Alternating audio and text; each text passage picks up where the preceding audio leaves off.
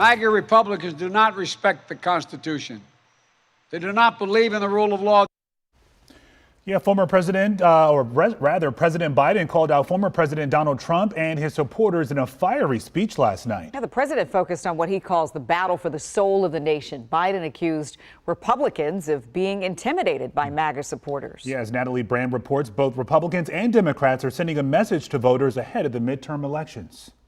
In a fiery primetime speech from Philadelphia, President Biden warned of what he says is a real threat to American democracy. I ran for president because I believe we're in a battle for the soul of this nation. I still believe that to be true. The president called out former President Trump by name Thursday night and accused Trump's supporters of extremism. MAGA Republicans do not respect the Constitution. They do not believe in the rule of law. They do not recognize the will of the people. They refuse to accept the results of a free election. While President Biden said not all Republicans fall into this category, GOP leaders called the president's remarks divisive. House Minority Leader Kevin McCarthy, speaking from President Biden's hometown of Scranton earlier Thursday, also took aim at the president's handling of the economy. Fact, real income.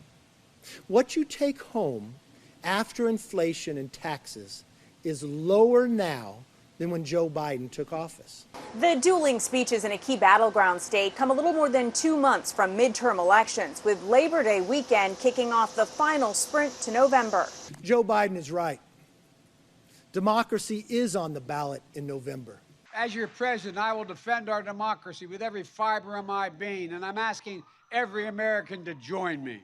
A new CBS News poll finds 72% of Americans believe democracy is under threat, a figure that has remained high since Trump supporters stormed the Capitol on January 6th.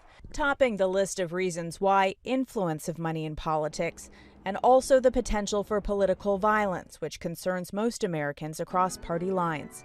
Natalie Brand, CBS News, the White House.